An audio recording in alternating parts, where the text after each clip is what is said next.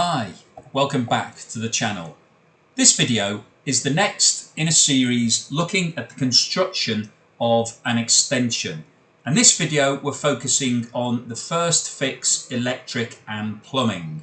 So there's not going to be anything particularly sexy in this video because this is all about wiring and pipes and planning. But it is really important part of the process, and it's really critical for you when you're designing your project to make sure that you've thought through absolutely everything in advance and that you know exactly where everything's going to go, because it's really difficult and really expensive to do things later, as you'll see. So showing the shell here, we built the walls, we put some of the floor joists in, the ceiling is constructed but only to joist level, and you can see that we've got wires and pipes starting to appear here, there and everywhere. So if we have a look at the boiler first, we needed to decide where the boiler's going because all the pipes obviously run down from the boiler and underneath the floor. And you need to start working out where you're going to put your radiators and how those pipes are going to flow and return.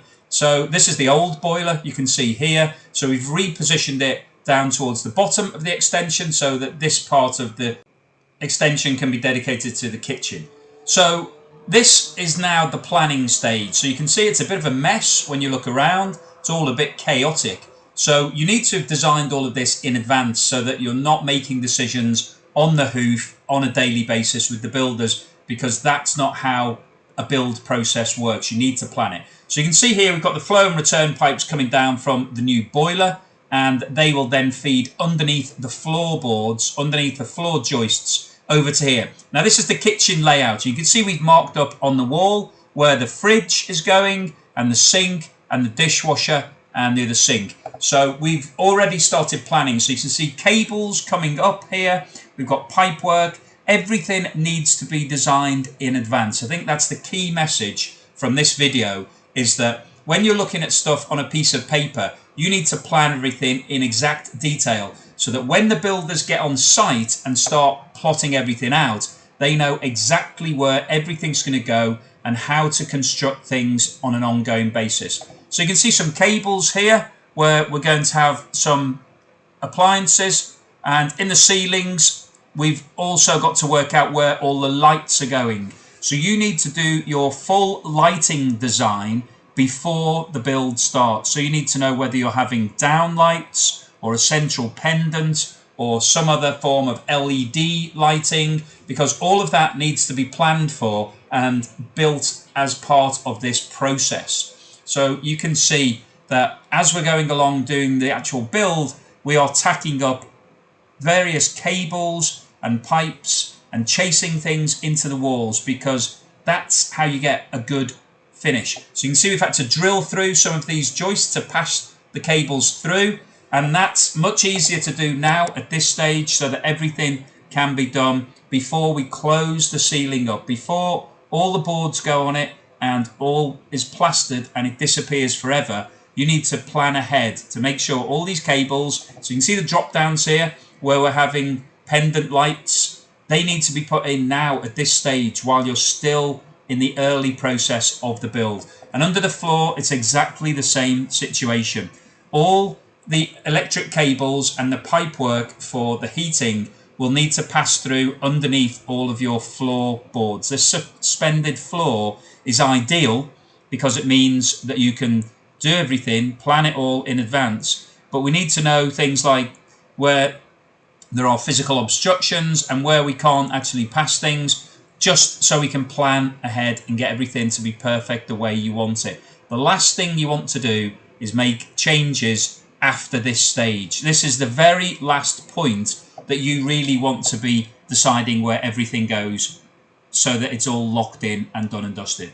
So jumping forward a little bit here, you can see that we've now put some plasterboard on the ceiling and the floor is starting to be closed up as well. So already we're having to seal everything in and get it all finished. So you can see where there's some cables hanging down from the ceiling, and that's where there's going to be some light fittings.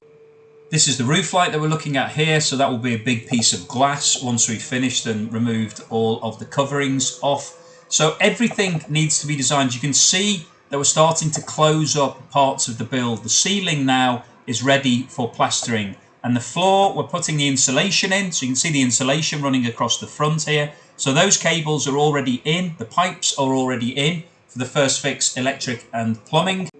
So as I said earlier, it's absolutely critical that you've done all your design and worked everything through. So the planning stage, the design stage, is sometimes overlooked by a lot of people. They just want to get started, they just want to get cracking on the actual build. But if you don't do the work, if you don't plan ahead, you won't get the outcome that you're looking for. You really need to spend time at the design stage and the planning stage, making every decision about light fittings, where you want your plug sockets, where you want everything in that kitchen, because you don't want to change it after the event because it is too late, too expensive, and will cause you a major headache. So you can see here now everything's been screwed up in terms of all of the plasterboard. We are now ready for plastering this ceiling. So all of the first fix is done. Looking at the heating, we've now got specifics like how wide the radiator is. So we fitted those connections now. We've got the pipes in place. So that will be a lovely, neat finish into the bottom of that radiator. And the same here. We're starting to chase out exactly where we want the plug sockets. So you can see that we've actually chased it in, and that's going to be exactly where that is. So everything is starting to get very specific. You're needing to know where your furniture is going to go. Little details like that, you need to plan ahead. You need to measure the space, measure what furniture you've got, or whether you're buying new furniture. This is, you can see where the light fitting is going to be. You need to be thinking about what light fitting you're going to have, how high it is, how much it hangs down, whether it fits in your kitchen, whether you're having an island, if it's going to be situated above your island. All of those decisions need to be made before you get to this point in the build, because you'll drive your builder mad, and also it won't give you the best outcome if you're making decisions as you go along, because it's hard to visualize what things will look like when you're at this point of the build. Really difficult to do that. So plan ahead and make sure that you're not having to make decisions on an ongoing basis.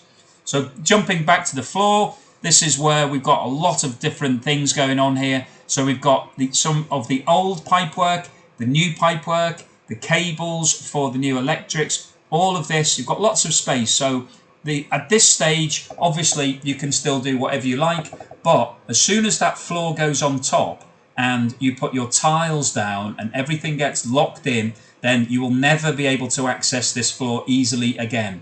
So this is the time to have made all those decisions and get everything all done and dusted and in there. So jumping further forward now, we're a bit more advanced. So the floor is now completely covered. So we're all locked in. The floor is now sealed up. So you can see this is the old kitchen that we're looking at here. They're the floorboards. We don't have that in the extension. We've now got chipboard because we're going to tile over this later. But we're closing this up now. So all the decisions have been made. All the first fix is now in place. So all those cables and pipes and everything else have all been put in and are ready to go. So now it's just a case basically of finishing up and closing everything off, and then we will start to plaster the ceiling and the walls, and then it will be time for the second fix, which is actually fitting all of the different fittings onto the walls themselves. So jumping a little bit further ahead, this is a little bit more advanced. You can see the boiler is now fully installed and operational. It's now being used in the house to actually heat the whole property and the water. This is where the kitchen is going to be situated, so everything's been put in place for that. It's ready to be fitted, ready to go once we've plastered all of the walls and got everything ready to start screwing up and in place. So there we are, further on again, coming towards the end of the first fix now. This is actually where we're going to be leaving these videos. We've got one more video after this, which is focusing on the patio, but the homeowner here has decided to finish off the build themselves. So we are taking this to first fix level only for them, and they're going to get their kitchen fitted directly and also do all the painting and the flooring and everything themselves. So you can now see that all the plasterboard has been put onto the walls now. So all of the walls are completely finished up, ready for plastering, which we will do shortly. But all the first fix is now completely finished and in place. So all those decisions that we were talking about, you can see on the left hand side, that's where the extractor fan is going to go in the kitchen. There's a high cable up there. We've got the pendant lights. You can see lots of different fittings all round. And finally, finishing up, here we are after we've plastered. So all the ceiling and the walls have now been plastered. This is first fix done. Everything is concealed behind the plaster and the plasterboard and the floor. So it's all done and dusted. First fix completely done. This is now ready for the kitchen to be fitted, the floor to be installed, the doors to be installed at the end, and the paintwork, and then all of the fixtures to be put in. So the light fittings and the plug sockets and the switches and all the stuff that you like to touch and feel. But you can see here all the first fix has been completely done. We've got socket holes in the wall. Everything's ready to be done and dusted. So hopefully you've enjoyed this video. If you have, please give me a thumbs up and subscribe. And I will see you for the last video in this series, which is on the patio, shortly. Thank you.